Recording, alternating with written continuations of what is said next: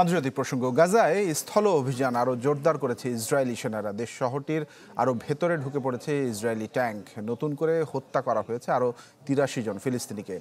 উপত্যকাটিতে যুদ্ধবিরতি ও মানবিক সহায়তার সবশেষ প্রস্তাবে আগামীকাল ভোট হবে জাতিসংঘ নিরাপত্তা পরিষদে।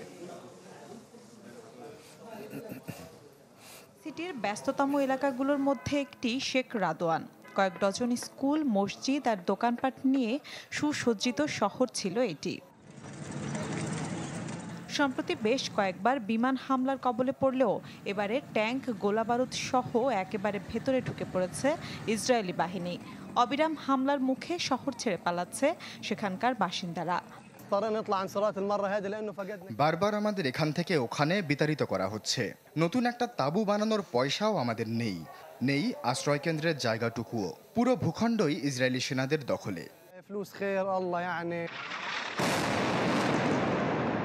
গাজা সিটির নিয়ন্ত্রণ নিতে জল, স্থল ও আকাশ ৩ পথেই হত্যাযজ্ঞ চালাচ্ছে জায়নবাদীরা। নৃশংসতা চলছে উত্তর ও মধ্য গাজাতেও। অভিযানের অংশ হিসেবে বিস্ফোরক ভর্তি পুরনো সামরিক যানবাহন ব্যবহার করছে আইডিএফ, যা দূর থেকে নিয়ন্ত্রণের জন্য সংস্কার করা হয়েছে। ইসরায়েলের এই নতুন অভিযানের নিন্দা জানিয়েছে জাতিসংঘ ও আন্তর্জাতিক সংস্থাগুলো। ইসরায়েলের ওপর নিষেধাজ্ঞার প্রস্তাব করেছে ইইউ কমিশন। যুদ্ধ বন্ধের দাবিতে ফের বিক্ষোভ হয়েছে তেল আবিবেও।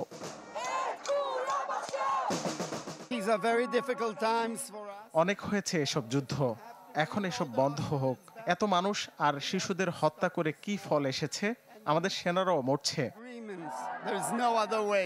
এদিকে গাজায় যুদ্ধবিরতি ও মানবিক সহায়তার সবশেষ প্রস্তাবে জাতিসংঘ নিরাপত্তা পরিষদে ভোটাভুটি হবে কাল।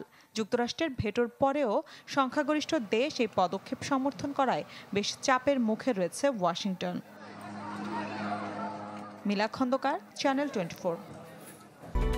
Japan Bangladesh joint venture company JBS holdings limited.